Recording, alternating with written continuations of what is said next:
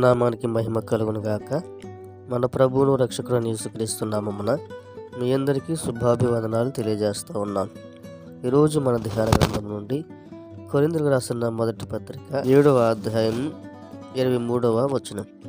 మీరు విలువ పెట్టి కొనబడిన వారి కనుక మనుషులకు దాసులు కాకుడి.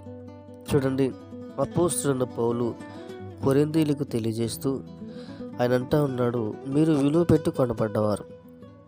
ఏ విధమైన విలువ పెట్టి మనం కొనబడ్డవారము, ఏ విలువ పెట్టి మనం కొనబడ్డవారము, మనల్ని కొనటానికి ఆ విలువైన వాటిని ఎవరు ఖర్చు పెట్టారు, ఏం ఖర్చు పెట్టారు అని మనం చూసినట్లయితే, ప్రభువైన యేసుక్రీస్తు వారు మనల్ని రక్షించడానికి, దుష్ట సాతానులో నుంచి విడిపించడానికి, సాతానిక బంధకాల్లో నుంచి, వాడి ఉచ్చుల నుంచి మనం విడిపించడానికి ప్రభువైన యేసుక్రీస్తు వారు తన విలువైన రక్తాన్ని మన కొరకు ఖర్చు పెట్టినట్లు మనం చూస్తూ ఉన్నాం. దుష్టుడు మనిషిని స్వాధీనంలోకి తీసుకున్నాడు. ఎప్పుడైతే మానవుడు సాతాను స్వాధీనంలోకి వెళ్ళిపోయాడో, వాడి యొక్క అనుచరణలోనికి, వాడి యొక్క దాస్యపు కాడి క్రిందకి వెళ్ళిపోయాడు. నాటి నుంచి సాతాను మనిషిని ఒక పనివాడుగాను, లేక పాపానికి బానిసైన వాడుగాను, పాపపు సంఖ్యల చేత బంధింపబడిన వాడుగా చేస్తూ వాడు మానవుని వెర్రివాని వలె చేస్తూ ఉన్నాడు.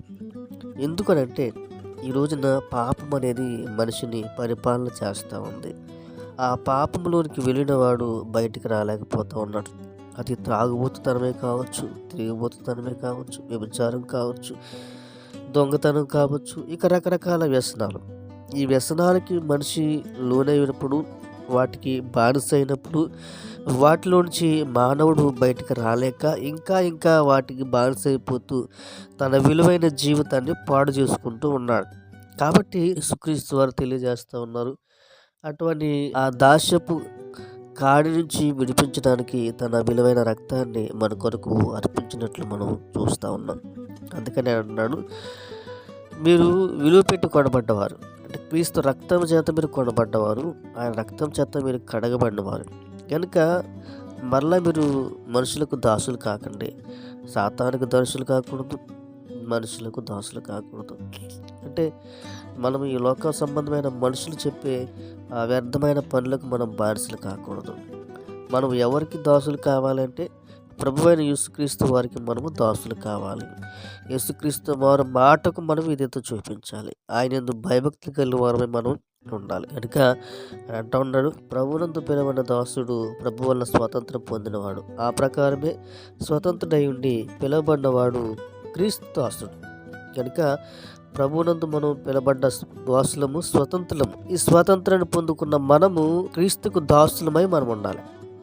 కనుక ఆయన వల్ల మనం పిలబడ్డవారము, ఆయన వల్ల మనము ఎన్నిక చేయబడ్డవారము, ఆయన రక్తం చేత మనం కడగబడిన వారము. కాబట్టి ఇక మనుషులకు దాసులు కాకూడదు. ఇహలోక సంబంధమైన వారికి మనం దాసులు కాకూడదు.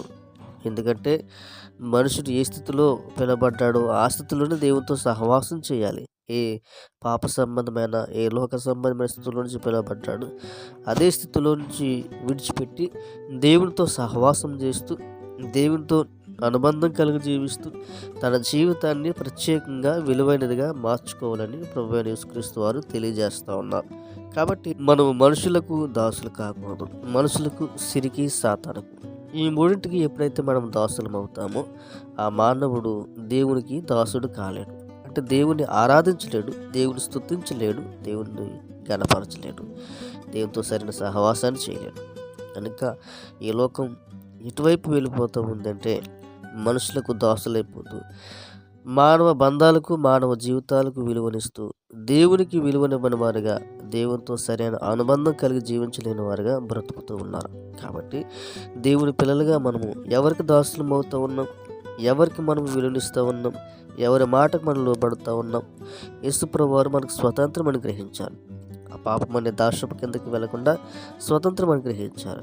తిరిగి ఆ స్వతంత్రాన్ని మనం కోల్పోకూడదంటే దేవునికి దాసులై ఉంటూ దేవుని మాటకు విధేయత చూపించిన వారమే మనం ఉండాలి. దేవునితో సరైన సహవాసము, అనుబంధము కలిగి జీవించే వారమే మనము ఉండాలి. అదే పౌలు కోరుకుంటా ఉంటాడు. ఈ లోకంలో నువ్వు ఎవరికి దాసులుగా ఉంటా ఉన్నా? మనుషులకు దాసులుగా ఉంటా ఉన్నావా? సిరికి దాసుగా ఉంటా ఉన్నావా? లేక సాతానికి దాసులుగా ఉంటున్నావా? లేక దేవునికి దాసులుగా ఉంటా ఉన్నావా? నీవు మనుషులకును, సాతానుకును, సిరి అనగా ధనమునకును నీవు దాసులుగా ఉంటే నీవు దేవునికి ఎప్పటికీ కూడా దాసుడు కాలేవు. అంతేకాదు దేవునితో సరైన సహవాసం చేయలేవు. కనుక యెహోవాకు సంబంధమైన సహవాసాలు దాస్యపు కాడి క్రింద నువ్వు బ్రతకడం కాదు, కానీ పరసంబంధమైన జ్ఞానం కలిగిన వారమై దేవునికి ప్రీతికరమైన వారుగా జీవిస్తూ ఆయనకి ఇష్టమైన బిడ్డలుగా సాగిపోదాం. ఆయనతో మంచి స్నేహాన్ని అనుబంధం కలిగి జీవిస్తూ ఆధ్యాత్మిక జీవితంలో ఎదుగుదాం. అట్టి ధన్యత కృప దేవుడు మనకిచ్చి నడిపించి బలపరిచి సహాయం చేయనుగాక. ఆమె ప్రార్థన. పరిశుద్ధుడా మీకు వందనాలు. మరొక్కసారి మీ పాద సందికి రావడానికి కృపను బట్టి నీకు వందనాలు. జ్ఞాపకం చేసుకోండి ఆయన. మేము మనుషులకు దాసులం కాకుండా దాస్యమనే కాడి క్రిందకి వెళ్లకుండా నీకు దాసులమయ్యి నిన్ను వెంబడించే భాగ్యం దయచేయమని యేసునామమున నడుచున్నాను తండ్రి. ఆమేన్.